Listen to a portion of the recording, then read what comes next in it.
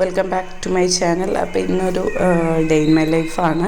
അപ്പം ഇന്ന് നമ്മളുടെ വീടിനടുത്ത് ഉള്ള അമ്പലത്തിൽ വന്നിട്ട് കുംഭാഭിഷേകം നടക്കുകയാണ്. അപ്പം മോർണിംഗ് എല്ലാവരും 6 മണിക്ക് മുമ്പ് തന്നെ കുംഭാഭിഷേകമൊക്കെ കഴിഞ്ഞു. അടുത്തത് തിരുക്കല്യാണം, അതായത് ശ്രീനിവാസ കല്യാണത്തിൻ്റെ ഫങ്ഷൻസും കാര്യങ്ങളൊക്കെയാണ്. അപ്പം മോന് മുണ്ടൊക്കെ എടുത്ത് ഷർട്ടൊക്കെ ഇട്ടിട്ട് റെഡിയായി നിൽക്കുകയാണ് പോകാനായിട്ട്. അപ്പം അവരൊക്കെ മോർണിംഗ് പോയിട്ട് വന്നു കേട്ടോ, പക്ഷേ ഞാനിപ്പോഴാണ് പോണത്. അപ്പം നമ്മൾ നടന്നു പോകാനുള്ള ദൂരമേ ഉള്ളൂ കേട്ടോ, നമ്മൾ സ്ട്രീറ്റിൽ തന്നെയാണ്. അപ്പം നമ്മൾ അങ്ങോട്ട് പോയിക്കൊണ്ടിരിക്കുകയാണ്.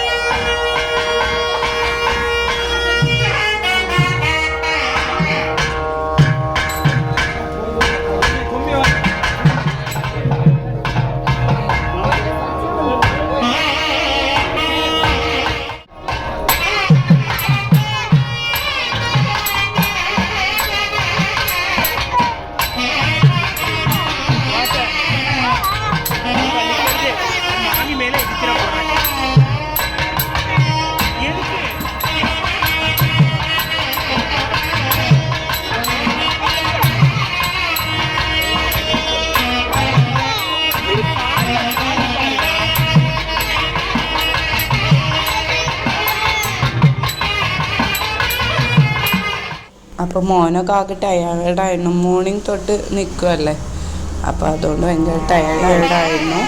നമ്മളുടെ പക്കമേളക്കാർ, അതായത് നമ്മളുടെ തകിലൊക്കെ എന്താണ് വായിക്കുന്നവരാണ്, അവർ വന്നിട്ടുണ്ടായിരുന്നു അമ്പലത്തിൽ കുംഭാഭിഷേകമല്ലേ, അതുകൊണ്ട്.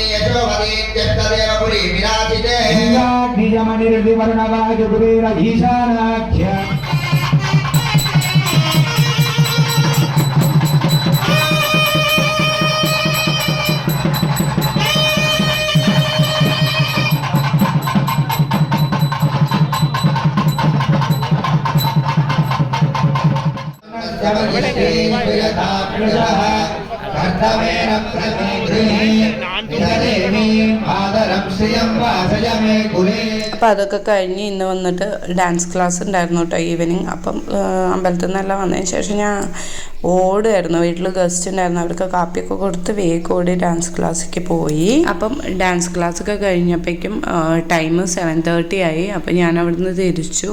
നമുക്ക് വെളിയിൽ പോയിട്ട് ഒരു 2-3 പരിപാടികളും ഉണ്ടായിരുന്നു. മോൻ്റെ ഹെയർ കട്ട് ഒന്ന് ചെയ്യണം, പിന്നെ ഒരു ചായ കുടിക്കണം, അങ്ങനെയുള്ള കുറച്ച് ചില്ലറ പരിപാടികളൊക്കെ ഉണ്ടായിരുന്നു. കുറച്ച് വെജിറ്റബിൾസൊക്കെ വാങ്ങിക്കണം എന്നൊക്കെ ഉണ്ടായിരുന്നു. അപ്പം അതിന് വേണ്ടിയിട്ട് നമ്മൾ വെളിയിൽ വന്നു. ഇന്ന് ഞാൻ ഗസ്റ്റിനൊക്കെ പറഞ്ഞു വിട്ടിട്ട് വരാനായിട്ട് ലേറ്റായിരുന്നു, ഒരു 15 മിനിറ്റ്സ്. അതുകൊണ്ടാണ് 7:30 ആയത്. അപ്പം നമ്മൾ വെളിയിലോട്ട് ഇറങ്ങി. അപ്പം അവിടെ തന്നെയുള്ളൊരു കേഫായിരുന്നു, ശരവണഭവൻ്റെ കേഫാണ്. അപ്പോൾ അവിടെ ചെന്നിട്ട് ഒരു ചായ എന്തെങ്കിലും കുടിക്കാമെന്ന് വിചാരിച്ചു. മോന് ഇഡ്ഡലി ആട്ടോ കഴിച്ചത്.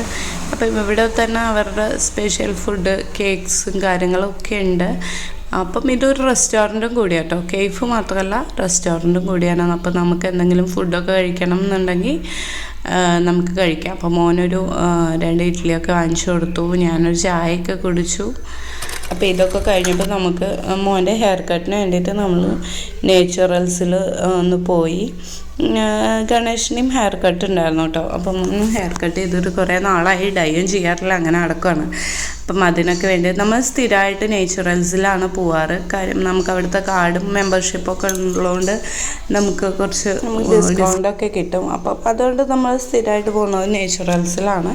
പിന്നെ അത്യാവശ്യം സർവീസും നല്ല സർവീസാട്ടോ നേച്ചുറൽസിൽ. നമ്മളിപ്പോൾ ഒരു 3-4 ബ്രാഞ്ച് പോയിട്ടുണ്ട് നേച്ചുറൽസ്.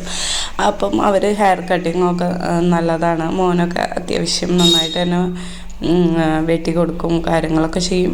ഗണേശും ഏകദേശം അവിടെ നിന്ന് തന്നെയാണ് വർഷക്കണക്കായിട്ട് ഹെയർ കട്ട് ചെയ്യാറ്. അപ്പം അവർ നല്ല സർവീസാട്ടോ. അപ്പം മോന് നല്ല മുടി വെട്ടിയിട്ടുണ്ടായിരുന്നു. അപ്പം ഹെയർ കട്ട് കൊള്ളായിരുന്നു കേട്ടോ, നല്ല ഭംഗിയുണ്ടായിരുന്നു. അത്രയൊക്കെ ഉള്ളൂ. എല്ലാവർക്കും ഗുഡ് നൈറ്റ്. അപ്പോൾ അടുത്ത വീഡിയോയിൽ കാണാം.